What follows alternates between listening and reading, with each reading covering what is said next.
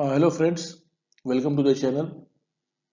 काफ़ी गैप के बाद वीडियो बना रहे हैं क्योंकि काफ़ी कामों में व्यस्त थे, इंगेज थे, इसलिए जो है वीडियो नहीं बना सके हैं। तो अब से हम लोग का रेगुलर वीडियो आएगा, तो चैनल के साथ जुड़ जाइए। और आज सबसे इम्पोर्टेंट चीज़ पे डिस्कस करेंगे हम लोग। शिक्षक नियमावली के बारे में हम लोग डिस्कशन नहीं किए हैं अभी तक अपने चैनल पे, तो आज हम लोग शिक्षक नियमावली लेकर के आए हैं। जैसा कि आपके सामने खुला हुआ है अधिसूचना, वो उसमें हम लोग वन बाय वन करके एक एक पेज में देखेंगे कि हमारे शिक्षक नियमावली में क्या क्या चीज़ दिया गया है।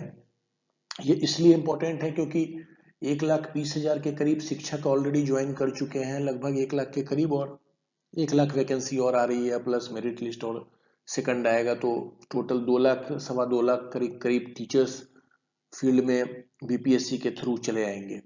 चलिए, आ चुके हैं, 50% और आएंगे। तो ये नियमावली जानना बहुत जरूरी है कि उन लोग क्या क्या क्या इसमें रूल्स है, रेगुलेशंस हैं, अलग अलग चीज को लेकर के क्या क्या सेवा शर्त है। तो हम लोग चलते हैं, चलिए स्टार्ट करेंगे अपना वीडियो। तो चलिए हम लोग फर्स्ट पेज से स्टार्ट कर रहे हैं कि भारत के संविधान के अनुच्छेद, थोड़ा सा हम लोग इसको हाईलाइट कर लेते हैं।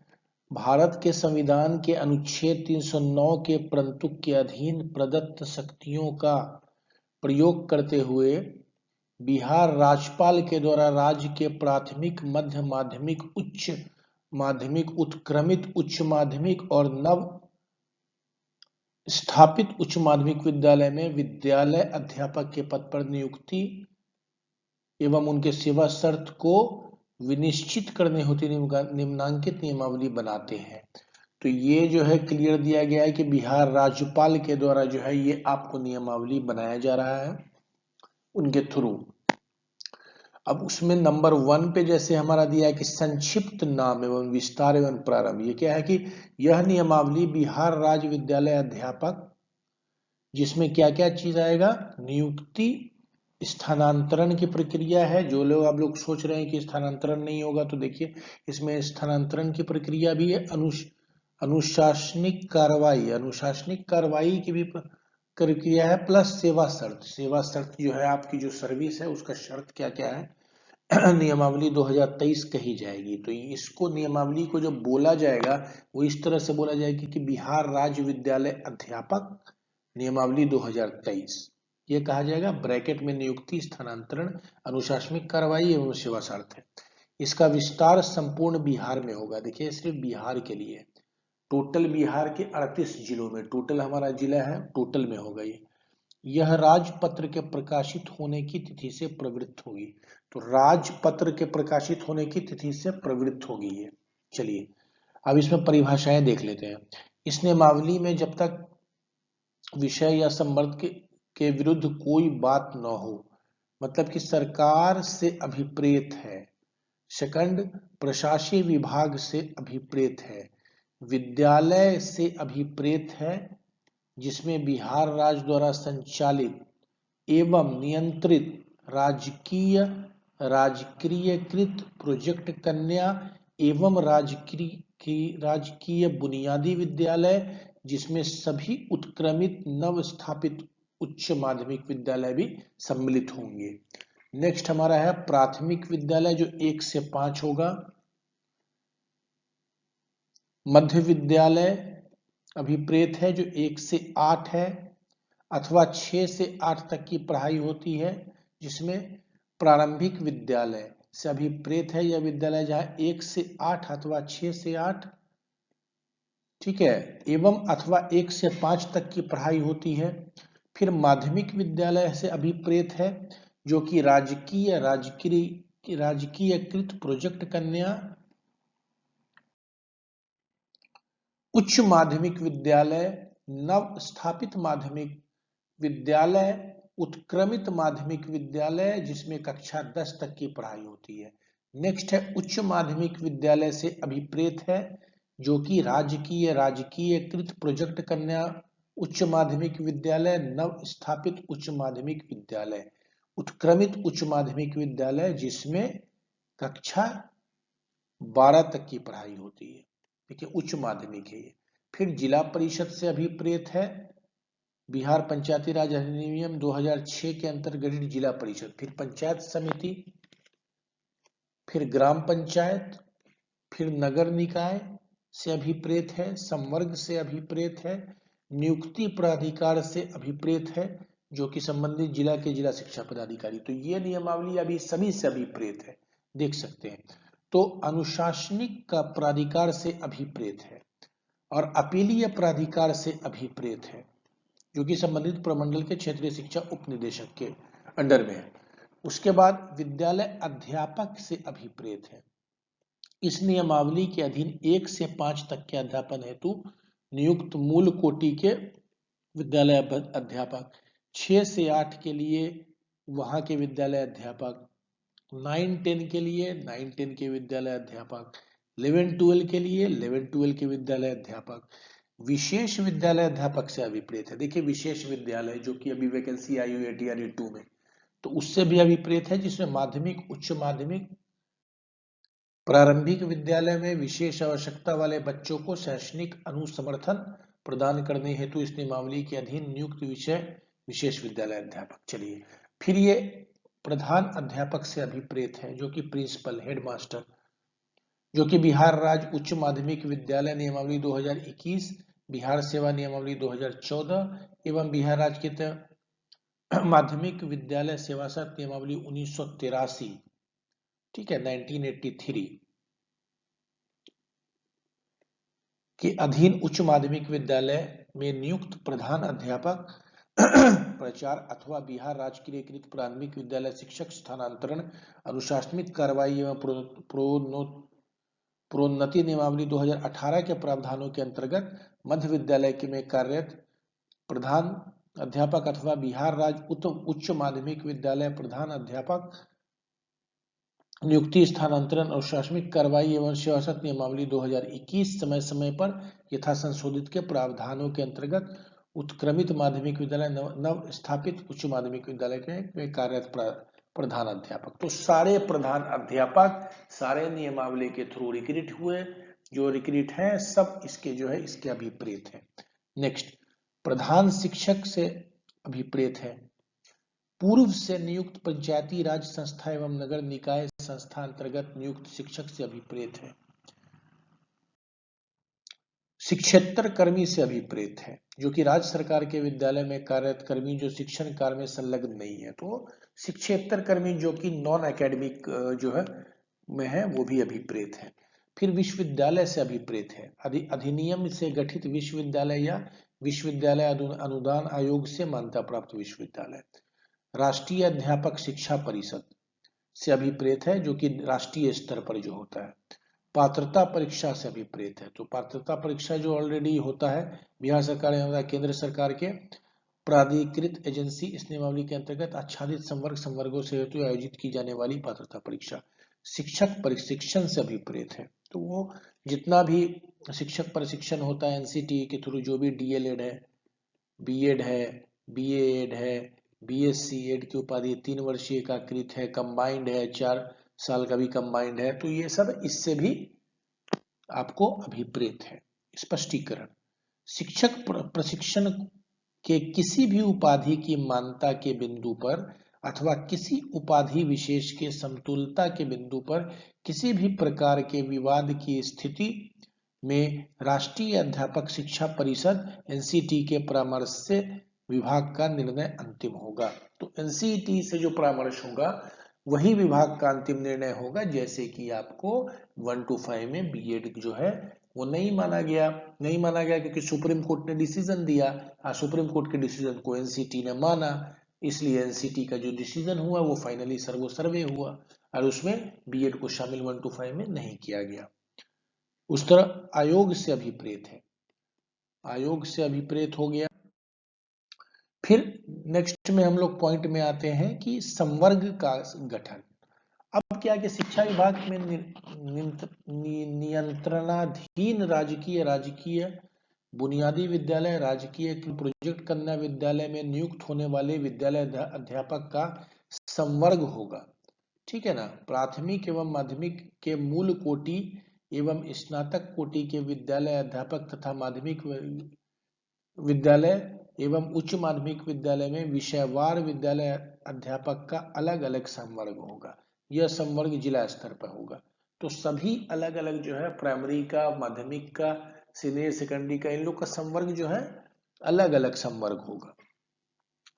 नेक्स्ट, विद्यालय अध्यापक के सभी पद सीधी नियुक्ति से भरे जाएंगे। तो वो सीधी नियुक्ति जिस तरह से बीपीएससी कंडक्ट कर रहा है, तो वो सीधी नियुक्ति आपको भरे जाएंगे विद्यालय अध्यापक के पद। अब अर्हता क्या होगा उसके लिए? निम्न कि भारत का नागरिक हो एवं बिहार राज्य का स्थायी निवासी हो। ये एक बहुत बड़ा चीज है जो नियमावली में दिया गया है कि भारत का नागरिक हो एवं बिहार राज्य का स्थायी निवासी हो। तो ये चीज जो है नियमावली में, नेक्स्ट में आते हैं हम लोग। विद्यालय अध्यापक के पद पर नियुक्ति हेतु राष्ट्रीय अध्यापक शिक्षा परिषद द्वारा समय समय पर निर्धारित शैक्षणिक एवं प्रशासनिक योग्यता धारित करता हो। विशेष विद्यालय अध्यापक के लिए अर्हता भारतीय पुनर्वास परिषद के अनुरूप अनुमान्य होगा। राज्य सरकार एवं केंद्र सरकार द्वारा समय समय पर आहूत शिक्षक परीक्षा में उत्तीर्ण हो, परंतु वर्ष 2012 से पूर्व नियुक्त एवं कार्यरत शिक्षक जो दक्षता परीक्षा में उत्तीर्ण होंगे के लिए शिक्षक पात्रता में उत्तीर्णता अनिवार्य नहीं होगी। तो 12 से पहले जो दक्षता में पास होंगे उनके लिए अनिवार्य नहीं होगा। फिर विषय विशेष के लिए अलग से विशेष अर्हता का निर्धारण विभाग द्वारा समय समय पर किया जाएगा। ठीक है। उसके बाद आपको आयु, तो ये जो है ये गैजेट में नहीं आया। आई थिंक इस नियमावली को गैजेट में नहीं लिया गया है, इसलिए जो है इसमें बिहार राज्य का स्थायी निवासी हो वाला कॉलम जो है अभी फॉलो जो नहीं हो रहा है। आई थिंक गैजेट में पास नहीं हुआ है। चलिए हम लोग आगे बढ़ते हैं, इस पे डिस्कशन नहीं। आयु, प्राथमिक एवं मध्य विद्यालय में विद्यालय अध्यापक की नियुक्ति के लिए नियुक्ति वर्ष की 1 अगस्त को अभ्यर्थी की न्यूनतम आयु 18 वर्ष एवं कोटिवार अधिकतम आयु सीमा यही होगी जो राज्य सरकार द्वारा समय समय पर विहित की जाए। इसी प्रकार माध्यमिक एवं उच्च माध्यमिक विद्यालय में नियुक्ति हेतु नियुक्ति 1 अगस्त को अभ्यर्थी की न्यूनतम आयु 21 वर्ष की होगी। जैसे बीएड कर लेंगे ग्रेजुएशन के बाद तो आपको 21 तो हो जाना है ना। ठीक है। एवं कोटिवार अधिकतम आयु सीमा वही होगी जो राज्य सरकार द्वारा समय समय पर विहित होगी। इस नियमावली के प्रवृत्त होने के पूर्व पात्रता परीक्षा में उत्तीर्ण होने वाले प्रशिक्षित अभ्यर्थियों को इस नियमावली के प्रवृत्त होने के पश्चात नियुक्ति व प्रथम समव्यवहार के अधिकतम आयु में 10 वर्ष की छूट देय होगी।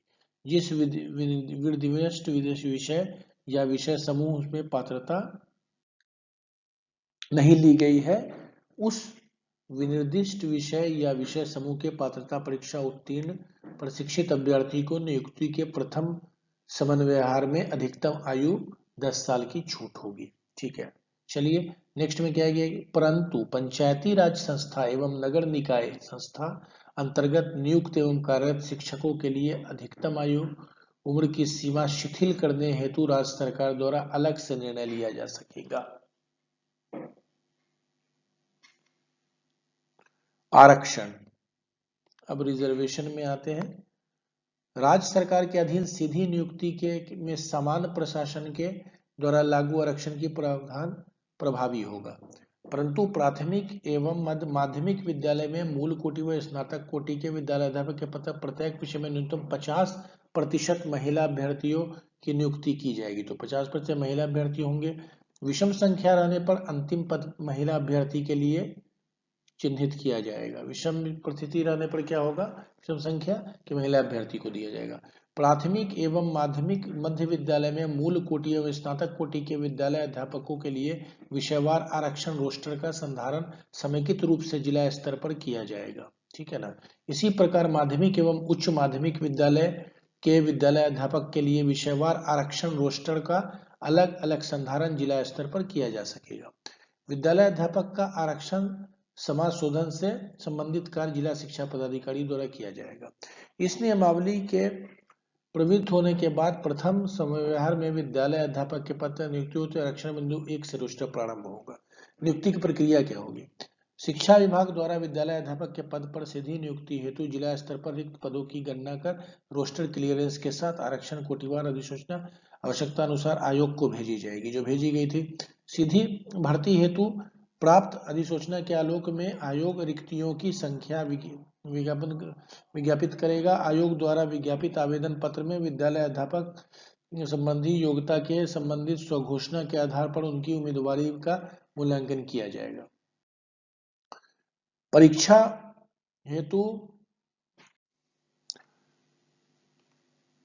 हेतु पाठ्यक्रम का निर्धारण आयोग द्वारा प्रशासकीय विभाग के परामर्श से किया जा सकेगा। निर्धारित पाठ्यक्रम के आलोक में परीक्षा का आयोजन, प्रश्न पत्रों का निर्धारण, उत्तर पुस्तिकाओं का मूल्यांकन तथा परीक्षा फल का प्रकाशन आयोग द्वारा किया जाएगा। परीक्षा के पैटर्न का निर्धारण आयोग द्वारा किया जाएगा, जिसमें आवश्यकता अनुसार विभाग से परामर्श लिया जा सकेगा। उक्त परीक्षा के लिए अर्हता अंक नियत करने का विवेकाधिकार आयोग के पास होगा। कोई अभ्यर्थी इस नियमावली के अंतर्गत अधिकतम 3 बार परीक्षा में भाग ले सकेगा। तो ये देखिए 3 बार का चांस के लिए यहाँ पे दिया हुआ है कि एक अधिकतम 3 बार चांस मिलेगा कोई भी अभ्यर्थी को इस नियमावली के अनुरूप। आयोग द्वारा संचालित उक्त परीक्षा के आधार पर की गई अनुशंसा के आलोक में नियुक्ति की जाएगी। आयोग द्वारा की गई अनुशंसा नियुक्ति का अधिकार तब तक नहीं प्रदान करेगी जब तक कि वहां के आवश्यक प्रमाण पत्रों की जांच के उपरांत प्रशासकीय विभाग द्वारा संतुष्ट न हो जाए कि अभ्यर्थी विद्यालय अध्यापक के पद पर नियुक्त के लिए सभी दृष्टियों में उपयुक्त है। तो जब तक डॉक्यूमेंट वेरिफिकेशन ये सारा चीज हो नहीं जाएगा तब तक ये फाइनलाइजेशन आपका नहीं होगा as a teacher, confirm teacher. तो पंचायती राज संस्था एवं नगर निकाय संस्था अंतर्गत नियुक्ति एवं कार्यरत शिक्षक के संवर्ग में नियुक्ति हेतु के लिए नियम 7 में अंकित नियुक्तियों की प्रक्रिया में भाग लेने के लिए पात्र होंगे। इस संबंध में आवश्यकता अनुसार प्रक्रिया का निर्धारण राज्य सरकार द्वारा अलग से किया जा सकेगा। तो फिर पंचायती राज का अलग से किया जा सकेगा। अब आइए प्रमाण पत्रों की जांच। नियुक्ति प्राधिकार का यह दायित्व होगा कि वे नियुक्ति पत्र निर्गत करने के पूर्व शैक्षणिक प्रशासनिक योग्यता और अनुभवी संबंधी प्रमाण पत्रों से संबंधित अन्य प्रमाण पत्रों की यथावश्यक जांच करा लेंगे, परंतु कार्यहित में औपबंधिक नियुक्ति पत्र निर्गत किया जा सकता है एवं विभाग द्वारा निर्धारित समय सीमा के अंदर प्रमाण पत्रों का सत्यापन कराया जा सकता है। तो इसमें दिया गया है कि औपबंधिक नियुक्ति पत्र ऑलरेडी जो मिल चुका है 2 नवंबर को जो मिला था, वो औपबंधिक नियुक्ति पत्र निर्गत किया जा सकता है आपको, ठीक है ना, कार्यहित में, क्योंकि आपको मतलब डॉक्यूमेंट कंप्लीट वेरिफिकेशन के बिना भी जो है जो सिंपल देख करके आपको दिया गया था उसी हिसाब से एवं विभाग द्वारा निर्धारित समय सीमा जो दिया गया है उसके अंदर प्रमाण पत्रों का सत्यापन किया जा सकता है। समय सीमा 31 दिसंबर दिया गया है। प्रमाण पत्र जाली या गलत पाए जाने की स्थिति में नियुक्ति रद्द करते हुए वेतन आदि मद से किए गए राशि की वसूली होगी एवं बिहार एवं Orissa public demand recovery act 1914 के प्रावधानों के तहत करते हुए कानूनी कार्रवाई भी की जाएगी। तो अगर किसी का गलत प्रमाण पत्र निकलेगा तो कानूनी कार्रवाई भी होगी और जो है जो वेतन वगैरह जो पैसा जो दिया है फाइनेंशियल कुछ भी तो वो आपसे रिटर्न ले लिया जाएगा। परिवीक्षा अवधि, तो ये आपको प्रोबेशन पीरियड है। इसमें क्या है कि सीधी भर्ती के नियुक्त किए जाने वाले विद्यालय अध्यापकों के लिए परिवीक्षा अवधि योगदान की तिथि से जो है 2 साल के लिए होगी। परिवीक्षा अवधि संतोषजनक नहीं पाए जाने की दशा में परिवीक्षा अवधि का विस्तार 1 वर्ष के लिए किया जा सकेगा। यदि विस्तारित अवधि में भी सेवा संतोषजनक नहीं पाई जाएगी तो नियुक्ति प्राधिकार ऐसे विद्यालय अध्यापक को सुनवाई का एक अवसर देते हुए उन्हें सेवा मुक्त कर सकेगा, ठीक है ना। तो आपको क्या होगा कि 2 साल आपका करेगा और आपका संतुष्ट नहीं होगा तो 1 साल और बढ़ाएगा और 1 साल के बगैर संतुष्ट नहीं होगा तो आपका सेवा समाप्त कर देगा। उसके बाद कुछ नहीं, एक बार सुनेगा, आपका सुनवाई एक बार अवसर आपको देगा, उसके बाद आपका सेवा मुक्त कर देगा। उसके बाद परिवीक्षा अवधि में विद्यालय अध्यापक को विभाग द्वारा विहित सांस्कृतिक अन्य प्रशिक्षण सफलतापूर्वक पूरा करना होगा। प्रशिक्षण वगैरह सफलतापूर्वक करना पड़ेगा। प्रशिक्षण का कैलेंडर एवं पाठ्यक्रम विभाग द्वारा अलग से निर्धारित किया जा सकेगा, वो अलग से होगा। संपुष्टि मतलब ये प्रोबेशन कंफर्म होगा। परिवीक्षा अवधि संतोषजनक रूप से पूरा करने पर आपका जो है प्रशिक्षण सफलतापूर्वक पूरा करने एवं शैक्षणिक प्रशासनिक प्रमाण पत्रों आदि की जांच हो जाने पर जो है आपका संपुष्टि हो जाएगी। फिर वरीयता सूची, वरीयता मतलब सीनियरिटी के बारे में तो बोला गया है कि जो भी टीआरई के थ्रू ज्वाइन किया है उसका एक ऑर्डर आया था अभी जस्ट की, उसमें कोई सीनियरिटी नहीं होगी आगे पीछे जो भी ज्वाइन करेगा। बट यहाँ हम देख लेते हैं नियमावली में क्या दिया हुआ है। नियमावली ये भी गैजेट के थ्रू पास हुई है कि नहीं, आई एम नॉट कन्फर्म्ड, ठीक है ना। ये नियमावली बस बनी है, ड्राफ्ट है ये नियमावली का। आई थिंक ये इसका गैजेट के थ्रू पास नहीं हुआ है अभी। प्राथमिक एवं मध्य विद्यालयों के विद्यालय अध्यापकों का विषयवार समेकित वरीयता सूची होगी। माध्यमिक एवं उच्च माध्यमिक विद्यालय के विद्यालय अध्यापक की विषयवार वरीयता सूची अलग अलग होगी। आपसी वरीयता सामान्य प्रशासन विभाग द्वारा निर्धारित सिद्धांतों के अनुरूप होगी, ठीक है। विद्यालय अध्यापकों की वरीयता सूची जिला स्तर पर संधारित की जाएगी। स्थानांतरण, अब देखिए ये आपको ट्रांसफर का है, ये इंपॉर्टेंट है क्योंकि बहुत लोग का रेंडमाइजेशन के जो ट्रांसफर हुआ है दूर दूर है, तो वो देख लें कि किस तरह का यहाँ पे दिया गया है नियमावली में। विद्यालय अध्यापक का पद स्थानांतरणीय होगा। तो जो लोग ऐसा सोच रहे हैं कि ट्रांसफर नहीं होने वाला है, तो ऐसा मत सोचे, क्योंकि ये जो है आपका ट्रांसफरेबल जॉब है, ट्रांसफर होगा। तो मंत्रिमंडल सचिवालय विभाग एवं प्रशासनिक विभाग द्वारा स्थानांतरण के में निमित्त समय समय पर निर्गत दिशा निर्देश आता है ट्रांसफर का। उसके आलोक में जो है स्थानांतरण की कार्रवाई संबंधित संवर्गीय पद पर संबंधित नियुक्ति प्राधिकार के द्वारा किया जा सकेगा। ठीक है ना। तो विद्यालय अध्यापक का अंतर जिला स्थानांतरण ऐच्छिक, ठीक है, प्रशासनिक एवं शैक्षणिक दृष्टिकोण से हो सकेगा, तीनों पार्ट से हो सकेगा। इसके लिए प्राथमिक जो है एवं मध्य विद्यालय का जो ट्रांसफर होगा, उसका हेड जो रहेंगे सक्षम प्राधिकार वो निदेशक, डायरेक्टर प्राथमिक शिक्षा होंगे। वही माध्यमिक वाला जो ट्रांसफर होगा और उच्च माध्यमिक का ट्रांसफर होगा, तो उसके लिए क्या रहेंगे, निदेशक जो है माध्यमिक शिक्षा होंगे इसके निदेशक। अंतर जिला स्थानांतरण के फलस्वरूप संबंधित स्थानांतरण विद्यालय अध्यापक की वरीयता स्थानांतरित जिला में उनके नियुक्ति वर्ष से संबंधित विद्यालय अध्यापक की विषयवार वरीयता से निम्न वरीयता के रूप में निर्धारित की जाएगी। अनुशासनात्मक कार्रवाई, मतलब कि अनुशासनिक कार्रवाई बिहार सरकार सेवा वर्गीकरण नियंत्रण एवं अपील नियमावली 2005 में समय समय पर में निहित प्रावधान इस नियमावली के अधीन नियुक्त होने वाले विद्यालय पर प्रभावी होगा। अनुशासनात्मक कार्रवाई, अगर इस तरह का कुछ डिसिप्लिनरी एक्शन लिया जाएगा तो कार्रवाई के बारे में दिया गया है। सेवा संबंधित शर्तें, विद्यालय अध्यापक के पद पर वेतन आदि राज्य सरकार द्वारा निर्धारित किया जाएगा। विद्यालय अध्यापक के विभिन्न, ये देखिए वेतन आदि जो है ये राज्य सरकार द्वारा निर्धारित किया जाएगा। विद्यालय अध्यापक से के विभिन्न संवर्गों का पद बल वही होगा जो राज्य सरकार द्वारा समय समय पर निर्धारित किया जाएगा। अन्य सेवा शर्तें राज्य सरकार द्वारा निर्धारित की जाएंगी। अनुकंपा के आधार पर भी जो नियुक्ति की गई है, इस नियमावली के अंतर्गत जो है नियुक्त विद्यालय अध्यापकों के सेवा काल में मृत्यु होने पर उनकी आश्रित की अनुकंपा पर नियुक्ति के संबंध में अलग से प्रावधान अधिसूचित किया जा सकेगा। तो ये भी एक फैसिलिटी रहेगी आपको अनुकंपा की, जो पॉजिटिव है।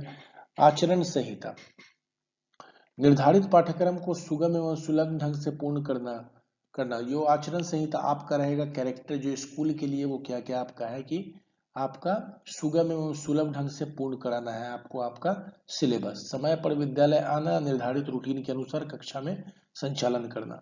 बाल अधिकारों का संरक्षण सुनिश्चित करते हुए बच्चों को मानसिक एवं शारीरिक रूप से प्रताड़ित नहीं होने देना। किसी प्रकार के नशे का सेवन नहीं करना है।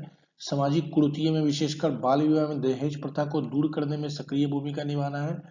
वार्षिक माध्यमिक परीक्षा एवं उच्च माध्यमिक परीक्षा के में सफल संचालन हेतु बिहार विद्यालय परीक्षा समिति द्वारा समय समय पर दिए जाने वाले निर्देशों का अनुपालन करना है। फिर उसके बाद विद्यालय अध्यापक का बिहार सरकारी सेवक आचार संहिता 1976 में निहित प्रावधान प्रभावी होंगे। ठीक है ना।